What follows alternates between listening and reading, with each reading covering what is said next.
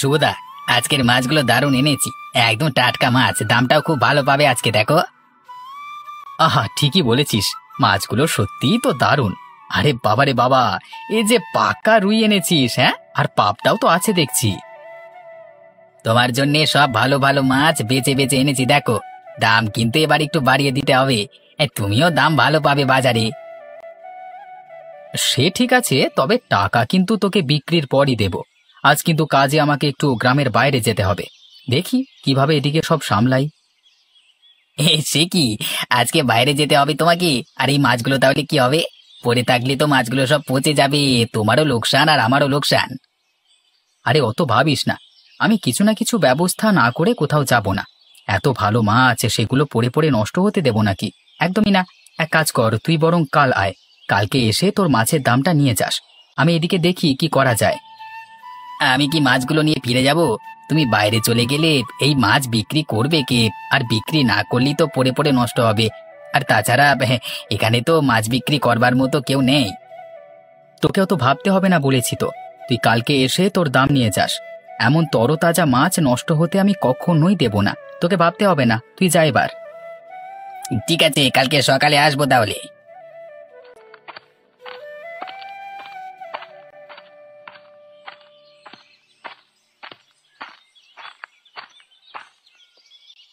তোমার আবার কি হলো? ওরকম চিন্তিত মুখে বসে আছো কেন? আর বলো না, মহা সমস্যায় পড়ে গেছি। এবার কি করব কিছুই বুঝতে পারছি না। কি হয়েছেটা কি? এতক্ষণ ধরে এখানে কি করছিলে? জেলে ভাই আজকে আবার মাছ নিয়ে এসেছে নাকি? হ্যাঁ, সেটাই তো সমস্যা। আজকে প্রচুর মাছ নিয়ে এসেছে। আজকে গায়ের বাজারে যেতেই হবে। ওদিকে দাদার শরীরও ভালো না। শহরে দেখা করতে যেতে হবে। দরকার পড়লে একবার ডাক্তারের কাছেও নিয়ে যেতে হবে। কিন্তু এই মাছগুলোর কি হবে এবার? বিক্রি করতে না পারলে বড় ক্ষতি হয়ে যাবে যে। মাছগুলো এভাবে রেখে গেলে তো গলে পচে যাবে। তুমি কি কারো হাতে দায়িত্ব দিয়ে যেতে পারবে না? রবিদার হাতেও তো দায়িত্ব দেওয়া সম্ভব। সে তো খুব বিশ্বাসী মানুষ। হ্যাঁ, ওকে বলবো ভাবছি। ও তো এই কাজে অভ্যস্ত না, কিন্তু আমার আর কোনো উপায় নেই। ওকে ছাড়া এত বিশ্বাস আর কাউকে করা সম্ভব নয়। সুযোগ পেলেই লোকজন ঠকিয়ে নিতে দুবার ভাবে না। অবশ্যই বিশ্বাসী, কিন্তু রবিদা কি পারবে মাছ বিক্রি করতে? কি মনে হয় তোমার? সে তো কোনোদিন মাছের দোকানের সামনেও দাঁড়িয়েছে কিনা আমার সন্দেহ আছে। মাছ মাংস তো মোটেই পছন্দ করেন না। আমিও জানি এটা ওর জন্য খুবই কঠিন হবে, কিন্তু তোমাকে বলছি, ও ছাড়া আর কার উপর ভরসা করবে বলো তো? আমি আজই ওকে ডাকছি, দেখি কি বলে। ও যদি রাজি হয় তবে তো সমস্যাই থাকবে না আর। কিন্তু রাজি হবে কিনা এটাই হচ্ছে দেখার। তবে ওর ওপর বেশি চাপ দিও না। ও তো মাছ বিক্রির ধাঁচটাই জানে না ঠিক মতো। সে আমি শিখিয়ে পড়িয়ে দেবো, ওতে সমস্যা নেই। কিন্তু রাজি হলে হয়। দেখি কি করা যায়। তুমি আমাকে একটু ফোনটা এনে দাও তো। সে তো তুমি ঘরে চার্জে বসিয়ে রেখেছো। ওহো, আচ্ছা আচ্ছা।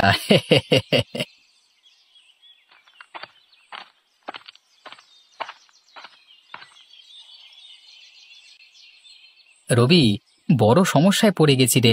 তুই কি একটু সময় নিয়ে এখানে আসতে পারবি? কি হয়েছে আবার? কি সমস্যা? দাদার শরীর খুব খারাপ। আমাকে আজকে শহরে যেতে হবে, কিন্তু অনেক মাছ জমে আছে, সেগুলো বিক্রি করতে হবে। তুই কি পারবি আমার হয়ে মাছগুলো বিক্রি করতে? আমি আমি আবার মাছ বিক্রি করব?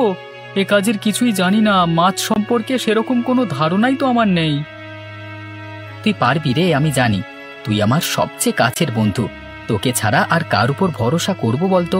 আজকে শুধু মাছগুলো বিক্রি করে দিস, আমি ফিরে এসে তোকে লাভের ভাগও দেব। তোর কি মাথা খারাপ হয়ে গেল নাকি? লাভের ভাগ নিয়ে আমি কি করব? ওটা তো তোর প্রাপ্য।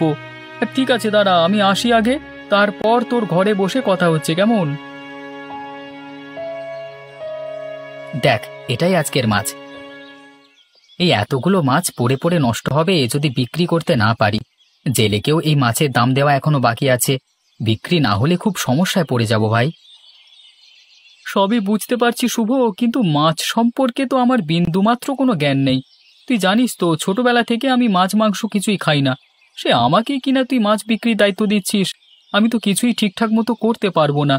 আরে লোকজন ঠকিয়ে আমার কাছ থেকে মাছ নিয়ে যাবে। কিন্তু বিশ্বাস কর ভাই, তুই ছাড়া আমার আর কোনো রাস্তা নেই। তুই অত ভাবছিস কেন? বাজারের সব ক্রেতারা সুবিধাবাদী নয়। আর আমার ধরা বাঁধা কিছু ভালো খদ্দের আছে, যারা কখনো ঠকিয়ে 1 টাকাও নিতে পারে না। অনুরোধ করছি ভাই, তুই আর মানা করিস না, তাহলে এবার আমি মারা পড়ব।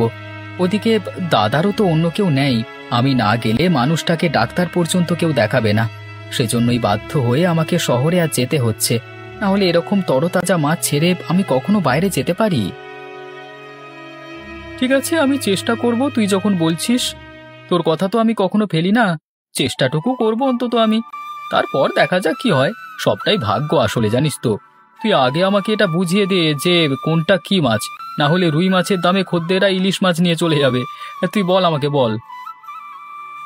আচ্ছা বলছি, এই দেখ, এই মাছগুলো সব দেখতে পাচ্ছিস তো? বাপরে বাপ, এত মাছ! এসব আমি মনে রাখতে পারবো তো? তুই পারবি পারবি, খদ্দেররা আসবে আর তুই শুধু ঠিকঠাক দাম বলবি। বাজারে যাস, দেখবি কেমন হয়। আচ্ছা ঠিক আছে, দেখি কি হয়।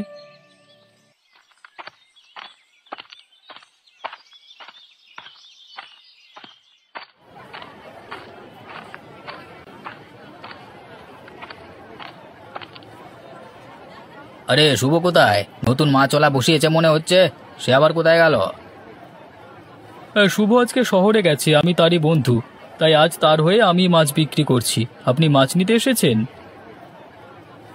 বেশ বেশ, তা কি মাছ আছে আজকে বলো দেখি। ইলিশ, কাতলা, চিংড়ি সবই আছে। আর চিন্তা করবেন না, সব একেবারেই টাটকা, নদী থেকে তোলা। দাম কত? ইলিশের কেজি 600 টাকা, কাতলা 400 আর চিংড়ি 500। শুভ তো এত দাম নেয় না, তুমি বেশি চাইছো কেন? আরে না না, আমি তো নতুন, তাই শুভ নিজেই আমাকে দামগুলো সব জানিয়ে গেছে। আপনি না হয় অল্প কিছু কম করে দেবেন। আচ্ছা ঠিক আছে, আমাকে 1 কেজি ইলিশ দাও, ভালো দেখে দেবে কিন্তু, হ্যাঁ। আর 100 টাকা কম নাও, হ্যাঁ। শুভ আমার থেকে সব সময় দাম একটু কমই নিত, তাই ওর দোকান ছাড়া আমি আর কারো দোকান থেকে মাছ নিই না। ওর দোকানের মাছ বরাবরই খুব ভালো হয় খেতে। দেখো দেখো, দেখে শুনে মেপে দিও কিন্তু। আপনি চিন্তা করবেন না, আমি একেবারে ঠিকঠাক করে মেপে ঝেপে আপনাকে দেব।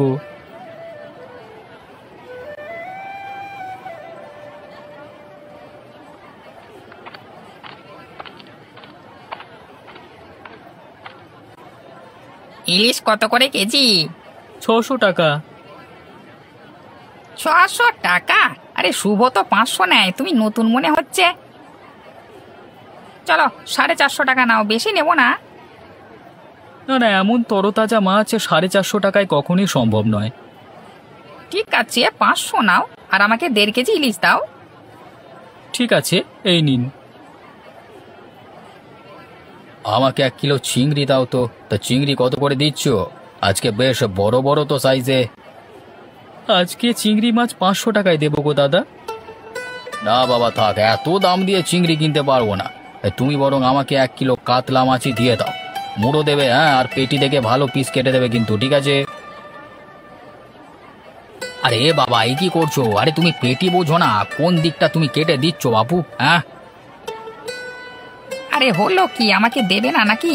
আমি কখন থেকে দাঁড়িয়ে আছি। হ্যাঁ হ্যাঁ হ্যাঁ, এই তো আপনারটাই দিচ্ছি এবার, এই নিন।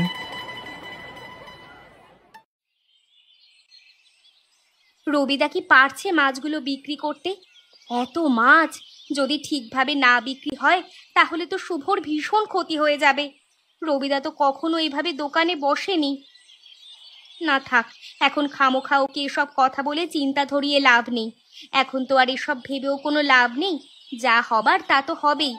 ঠাকুর দেখো, ওকে যেন লোকসানের মুখে পড়তে না হয়। মানুষটা অনেক কষ্ট করে বাজারে নিজের একটা জায়গা করেছে, সেই জায়গাটা যেন নষ্ট না হয়। কি গো শুভর বউ, বাড়িতে আছো নাকি? আরে দিদি, এসো এসো, কি হয়েছে বলো? তোমরা তো আর এদিকে আসোই না। হয়নি কিছুই, আমি শুধু জানতে এলাম সব ঠিক আছে তো বাড়িতে? হ্যাঁ, সব ঠিকই আছে। কেন গো, কিছু কি হয়েছে? আজ বাজারে গিয়ে দেখলাম শুভ দোকানে বসেনি, তার জায়গায় নতুন একটা ছেলে এসে বসেছে। তাই ভাবলাম এসে খবর নিয়ে যাই, বাড়িতে সব ঠিক আছে তো? শুভর আবার শরীর টরীর খারাপ করেনি তো? না না, আসলে ওর দাদার শরীরটা বিশেষ ভালো নেই, তাই দাদাকে দেখার জন্য শহরে গেছে। সেই জন্যই ওর এক বন্ধুকে দোকানে বসিয়ে দিয়ে গেছে আজ। ও তাই বলো? বাবা, যাকে বসিয়েছে সে তো রীতিমতো হয়রান হয়ে যাচ্ছে খদ্দের সামলাতে গিয়ে। দোকানদারির একেবারেই কোনো অভিজ্ঞতা নেই মনে হয়। খদ্দেররা তো সব রেগেই যাচ্ছিল। আসলে সে কখনো দোকানে বসে এভাবে জিনিসপত্র বিক্রি করেনি, তাই হয়তো একটু ঘাবড়ে গিয়েছে। সে হবে হয়তো, কিন্তু এভাবে হুটহাট করে যে কাউকে দোকানে বসিয়ে দিলে তো ব্যবসা লাতে উঠবে। এবার শুভকে একটু বুঝিয়ে বলো, দরকারে না হয় একজন লোক রেখে দেবে যে ব্যবসা বুঝবে, বিক্রি বাট্টা কি করে করতে হয় সেটা ভালো করে জানবে। ঠিকই বলেছো গো দিদি, এবার সেটাই করতে হবে। ওর উপরেও তো খুব চাপ পড়ে যায়, একা হাতে সবকিছু সামলাতে সামলাতে হিমশিম খেয়ে যায় একেবারে। তাই তো দেখছি। ঠিক আছে, তোমরা চা খাবে? একটু চা করে নিয়ে আসি। না না, বাড়িতে গিয়ে এবার দুপুরের খাবার খাওয়ার সময় হয়ে গেল, এখন আবার চা খাবো কি গো? ঠিক আছে, আমরা এখন চলি, বরং সবকিছু বুঝে শুনে দেখে শুনে রেখো।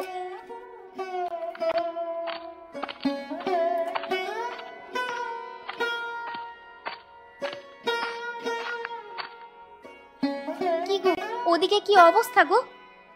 এই তো ডাক্তার দেখিয়ে এবার দাদাকে নিয়ে বাড়ি ফিরছি। তোমার কি হয়েছে? গলাটা ওরকম লাগছে কেন? সব ঠিক আছে তো? তোমার কি ফিরতে আরো দেরি হবে? মানে কখন ফিরবে তুমি? এই তো দাদাকে বাড়িতে দিয়ে আমি গাড়ি ধরবো। কেন বলো তো, কি হয়েছে?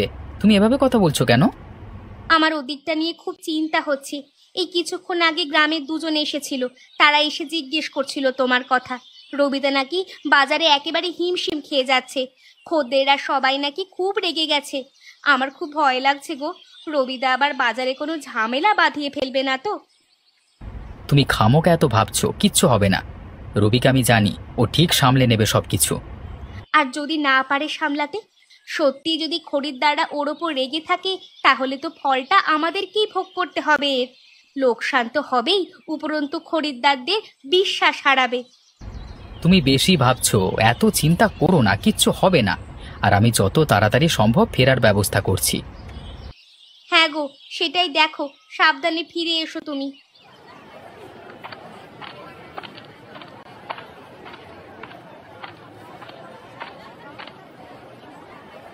ভাই, আজকে তো অনেক মাছ বিক্রি হলো মনে হচ্ছে।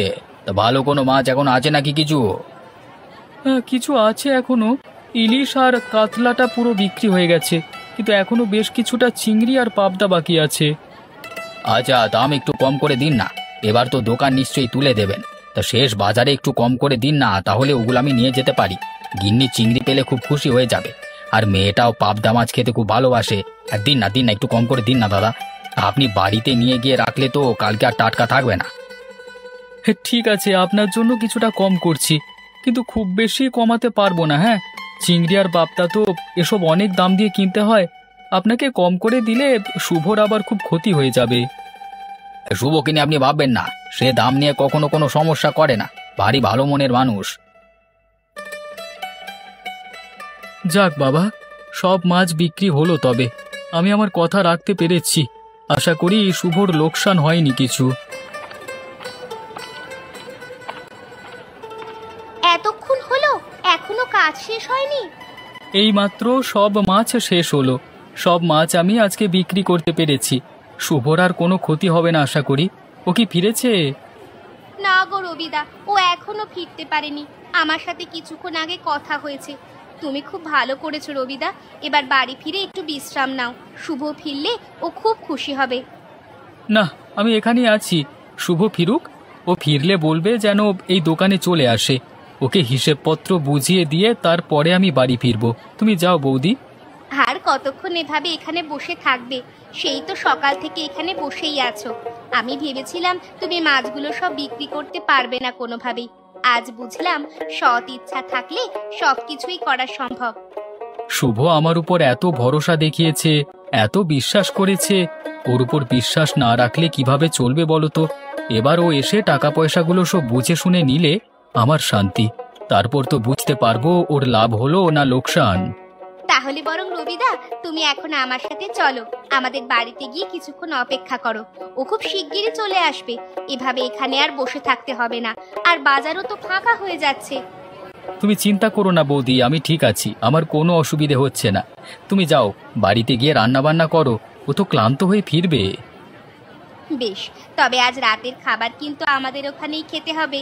তোমার বন্ধু ফিরলে একেবারে তুমি তার সাথে বাড়িতে চলে এসো। আমি গিয়ে বরং রান্না বান্নার জোগাড় করি।